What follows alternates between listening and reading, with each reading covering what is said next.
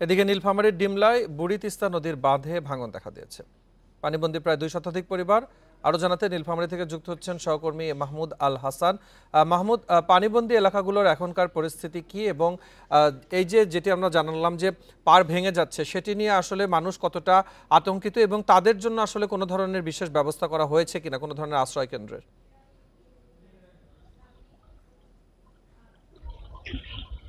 উজান থেকে নেমে আসা পাহাড়ি ঢল এবং গত কয়েকদিনের বর্ষায় কিন্তু তিস্তা, বুড়ি তিস্তা সহ বেশ কয়েকটি নদীর পানি বৃদ্ধি পেয়েছে নীলফামারীতে।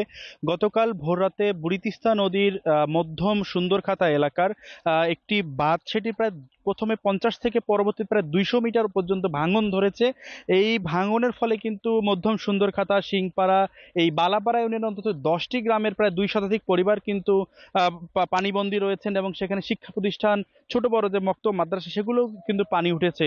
স্থানীয় মানুষজন সবচেয়ে বেশি ক্ষতিগ্রস্ত হয়েছে এখানকার কৃষকরা, কারণ এই জমিগুলোতে কিন্তু আমন ধানের জন্য বীজতলা তৈরি করা ছিল এবং এই বীজতলাগুলো নষ্ট হয়ে গিয়েছে। পাশাপাশি যে স্থানটিতে ভাঙন ধরেছে মধ্যম সুন্দরখাতা এলাকার, সেই স্থানে অন্তত পক্ষে 350 থেকে 400 বিঘা জমিতে কিন্তু ইতিমধ্যেই পলি পড়ে সেই জমি চাষ অযোগ্য হয়েছে এবং একই সাথে কিন্তু আগামী আমন এবং আগামী 2-1 বছর কিন্তু এই জমিগুলোতে চাষ করা যাবে না বলে কৃষকরা আশঙ্কা করছেন।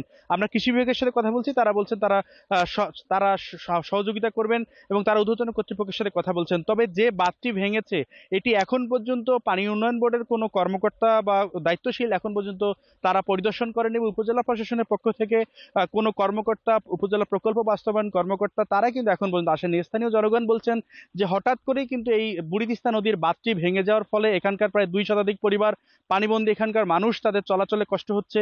পাশাপাশি কিন্তু তাদের কৃষি জমিগুলো নষ্ট হয়ে গিয়েছে। প্রায় 50টিরও বেশি পুকুর তলিয়ে গিয়ে সেখানকার কিন্তু মাছগুলো বের হয়ে গিয়েছে। এখানকার কৃষক অনেক ক্ষতিগ্রস্ত। এখানকার সরকারি কর্মকর্তা, কর্মচারী, জনপ্রতিনিধি কোনো দপ্তর থেকে কিন্তু এখন পর্যন্ত তাদের খোঁজ খবর নিতে কেউ আসেনি। এবং যে বাঁধটি ভেঙে গেছে, সেই বাঁধটি সংস্কারের জন্য যে পানি উন্নয়ন বোর্ড বা অন্য কোনো সংস্থা বা দপ্তর যেখানে কাজ করবেন, তাদেরকে এখন পর্যন্ত এলাকার মানুষ দেখেননি বা তারা আসেননি, কোনো খোঁজ খবরও নেননি।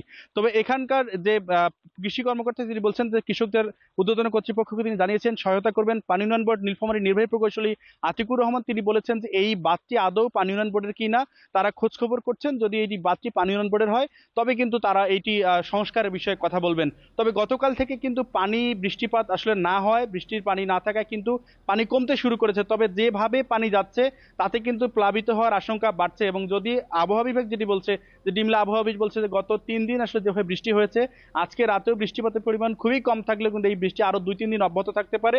যদি আরো 2-3 দিন বৃষ্টি হয়, তাহলে কিন্তু এখানে পানিবন্দী মানুষের সংখ্যা আরো বাড়বে। তবে এই স্থানীয় যে সংসদ সদস্য, তিনি বলছেন যে তিনি আসলে খোঁজ খবর নেবেন এবং এলাকায় ত্রাণ সহায়তা পাঠানোর জন্য তিনি ব্যবস্থা করছেন।